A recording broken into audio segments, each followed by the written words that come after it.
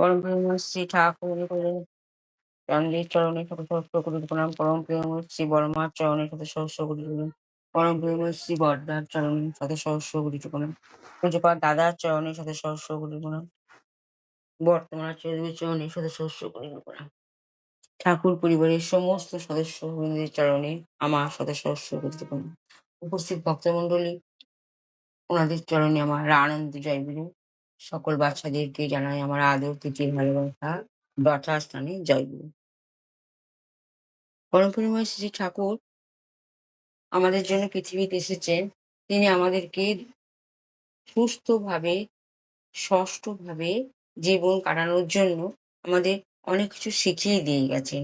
অনেক পুঁথি, ছোট ছোট গ্রন্থ, অনেক বাণী মাধ্যম দিয়ে আমরা ঠাকুরকে জানতে পেরেছি, শিখতে পেরেছি। এখনো অনেক কিছু জানবার আমাদের বাকি রয়ে গেছে।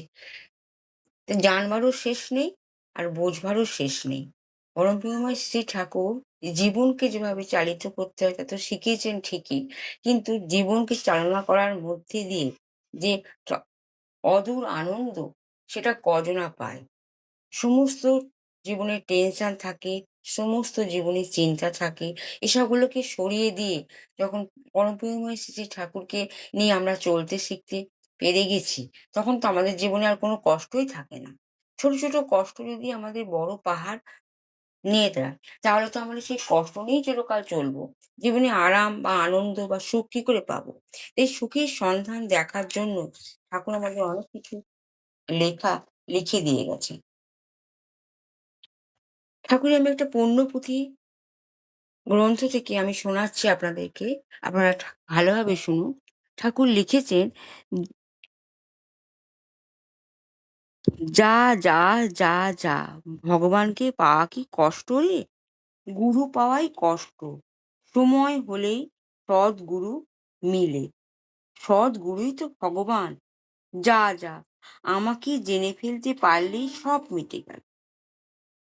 বুঝে নে, দেখে নে আমি কে। আমি নানা রঙে প্রতিফলিত, তাই রে গোলমাল। এক একটা করে রং বাদ দিয়ে ফেল, ঠিক আমি দাঁড়াবে। দেখ, আমি আমি সদ্গুরু। আমার সদ্গুরুকে ভালোবাসতে হয়। আমাকে ধারণা করতে পারে না কিনা, তাই সদ্গুরু। সদ্গুরু আমার ছায়া। তুমি তুমি করতে আমাতে লয় হয়ে যায়। দেখ, সদ্গুরু খুঁজতে হয় না, খুঁজতে হয় না নাম। বিশ্বাস, যখন আমাকে আমার গুরু হলো, তখনই আমি সদ্গুরু। কুটস্থে সদ্গুরু ধ্যান করতে করতে আমাতে লয় হয়, তখন আমাতে মিশে যায়। কেবল নাম, অনবরত নাম, নাম, নামই সব করে দেয়। দেখ, তুমিও যা, আমিও তাই। তোমাতে আমাতে ভেদ নাই। তোমাতে আমাতে ভেদ হয়ে গেলে সব গন্ডগোল। ও ভেদ গেলে সব গোল গেল। তুমি যে আমি নয়, এটাই সব ভুল। তুমি যে আমি, সেটাই চরম শ্রদ্ধা ভক্তির জ্ঞান। সাগরে এক বিন্দু জল যেমন সাগরের নিকট থাকলে সাগরে লয় হয়ে যায়, দুইখানি মেঘের সংঘর্ষে যেমন বিজলি, তেমনি জীবন। কিন্তু জানবি, মেঘ ছাড়া বিজলি নাই। দেখ, আমি আমি অব্যক্ত, ব্যক্ত কি জানিস? বিজলিটুকু আচ্ছা করে যাও। জ্ঞান ভক্তির ধারণা করাই ভালো। যারা জ্ঞান ভক্তি ধারণা করে তাদের ভয় নাই, তাদের লয় তাড়াতাড়ি। পরম প্রেমময় শ্রী ঠাকুর আমাদেরকে অনেক কিছু গ্রন্থের মাধ্যম দিয়ে জানিয়ে দিয়েছেন। ঠাকুর কি বলতে চেয়েছেন? পরম প্রেমময় শ্রী ঠাকুর উনি বলতে চেয়েছেন, সবসময় ঠাকুরকে নিয়ে ভাবতে বলেছেন। সব সময়, এনি টাইম। আমাদের যখন রাত শোবার সময় ঠাকুরের নাম করতে হয়। ঠিক সকালবেলা উঠবার সময় ঠাকুরের নাম করতে হয়। যতক্ষণ আমরা ঘুমোই, ততক্ষণ আমরা শোয়ার মধ্যেই থাকি। কিন্তু অনবরত নাম করতে, করতেই মানুষ যদি ঘুমিয়ে পড়ে, সকালবেলাটা উঠে যখন ঠাকুরকে নিয়ে দেবো, নাম দিয়েই শুরু হয়ে যাবে আমাদের জীবন। তাই ঠাকুর বলছে নাম, নাম, নাম। এই নামই নিয়ে যাবে আমাদেরকে সর্ব উচ্চ স্থানের জায়গা। যেখানে ঠাকুর ছাড়া আমরা আর কিচ্ছু বুঝতে পারবো না। পরমপিতামহ শ্রী ঠাকুরকে জানতে গেলে আমাদের অনেক কিছু, অনেক গ্রন্থ, অনেক বই, অনেক আলোচনা পত্রিকা পড়ার দরকার নেই। স্রেফ শুধু বীজ মন্ত্র যদি আমরা জপ করতে পারি, অজপা নাম জপের মাধ্যম দিয়ে আমরা পরমপিতাকে সঙ্গে নিয়ে চলতে পারি, তাহলে আমাদের সমস্ত জীবনের আলস্যতা, সমস্ত জীবনের নেগেটিভিটি দূর হয়ে যাবে। তবে জ্ঞানটির মাধ্যমে এটাই বলা যায়, নিজের জীবনে যদি কিছু নাও থেকে থাকে, পরমপিতা মুখ ভরে নেবে না। পরমপিতা সবার জন্যই আছে না। যে গরিব তার জন্য আছে, যে আমি তার জন্য আছি, যে ছোট তার জন্য আছে, যে বড় তার জন্য আছে। আমায় খালি খুঁজে নিতে হবে তার নামের মুহূর্ত, নামের মাধুর্য, নামের আনন্দ, নামের মিষ্টতা। যদি আমি একবার খুঁজতে পারি যে ঠাকুর যে নামের মধ্যে দিয়ে কি আমাদের বলতে চেয়েছেন, এই নামই আমাকে নিয়ে যাবে, নদী থেকে নিয়ে গিয়ে সমুদ্রে মিশিয়ে দেবে। ঠিক তেমনই নামের মাধ্যমে যদি আমি প্রভুকে সন্তুষ্ট করতে পারি, প্রভু কখনোই হাতছাড়া আমাদের করবেন না।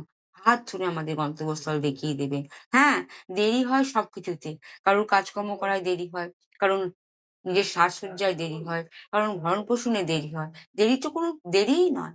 ঠাকুর বলেছে ওটা কোনো লক্ষণই নয় তোমার জীবনে। তোমার জীবনের লক্ষণ হচ্ছে স্থিরতা। এই স্থিরতা অবলম্বন করো, ধ্যান করো, তুমি মঞ্জিল খুঁজে পাবেই পাবে। আর আমাদের সবথেকে একটা বেশি খারাপ জিনিস কি? মনের মধ্যে নেগেটিভিটি এসে যায়। এই নেগেটিভিটি তাড়াতেই আমাদের পজিটিভিটি আনার জন্য যে এই বীজ মন্ত্রের মধুর রস, মধুর আস্বাদন যে আমরা করতে পারি, মধুরভাবে যদি নাম ডেকে এই যদি মধুর স্বাদ আমরা গ্রহণ করতে পারি, তাহলে আমাদের জীবনে পজিটিভিটি আসবে। কিছু আলস্যতা আসে সকালে ঘুম থেকে উঠেই। কিন্তু ক্ষণিকের মধ্যে আলস্যতা চলে যায়। কেন? আমরা ঠাকুরের নামময় হয়ে যায়। ঠাকুরের বীজমন্ত্রে ধ্যান করে যখনই আমরা ১ সেকেন্ড বা ১ মিনিট ধ্যান করতে পারি, তাহলে আমাদের সমস্ত শরীরে আমাদের একটা নেশার মতো শক্তি এসে যায়। আর এই শক্তি আমাদের জীবন চালিকা করে নিয়ে যায়। তাই পরম প্রেমময় শ্রী ঠাকুরের এই যে বাণীগুলো যখন আমরা পড়ি, ছোট, ছোট বাণীর মাধ্যমে যে আমরা রস পাই, আস্বাদন করতে পারি মধুময় নাম, তখন আমরা বুঝতে পারি যে পরম প্রেমময় শ্রী ঠাকুরকে ধরে আমরা কি পেয়েছি। আর যেগুলো পাইনি তার কথা না ভেবে যা পেয়েছি তাই নিয়ে এগিয়ে যাই ভালো। এই ঠাকুর সবাইকেই বলেছেন, মন খারাপ করার কোনো দরকার নেই। আজ তোমার মন খারাপ হচ্ছে, সেকেন্ডের মধ্যেই মন ভালো হয়ে যাবে। খারাপ ভালো যেরকম জীবনে দরকার, খারাপ আসলে ভালো আসবে, ভালো আসলেও খারাপ আসবে।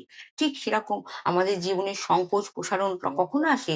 যখন মন খারাপ হয়ে যায়, মনের মধ্যে সংকোচ হয়ে যায় যে আমার জীবনে উন্নতি তো হচ্ছে না। কিন্তু আমি যদি সংকোচ ছেড়ে যদি মনটাকে প্রসারণের দিকে এগিয়ে নিয়ে যাই যে না, না কেন হচ্ছে না? আমি তো কিছু না কিছু জিনিস শিখছি।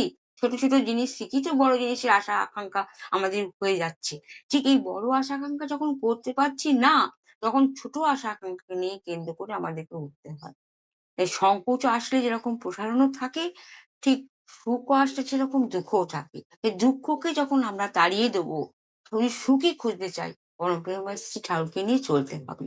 আর এই ঠাকুরকে নিয়ে চলার মধ্যে যে আমাদের শান্তি পাবো, এই শান্তি তো পরম শান্তি। এটা কজনা পায়? এই পৃথিবীতে তো ১৫০ কোটি মানুষ রয়েছে। সবাই কি শান্তি পায়? না, পরম শান্তি আছে ঠাকুরের চরণে। ঠাকুরের চরণ যদি যে স্পর্শ করে চলতে পারবে, ঠাকুরের চরণে তার নামকে নিয়ে যে চলতে পারবে, তার মতন সুখী, তার মতন শান্তি পৃথিবীতে খুব কমই পাওয়া যায়। বরং তার আতুল চরণে সবার মঙ্গল কামনা করি, সবার মঙ্গল কামনা করি। তার ভালো থাকুক, সুখে থাকুক, শান্তিতে থাকুক, সুস্থ থাকুক, ষষ্ঠ থাকুক। এই বলে আমি আমার বাণী বিরাম দিচ্ছি। জয় গুরু বন্দে পুরুষোত্তম।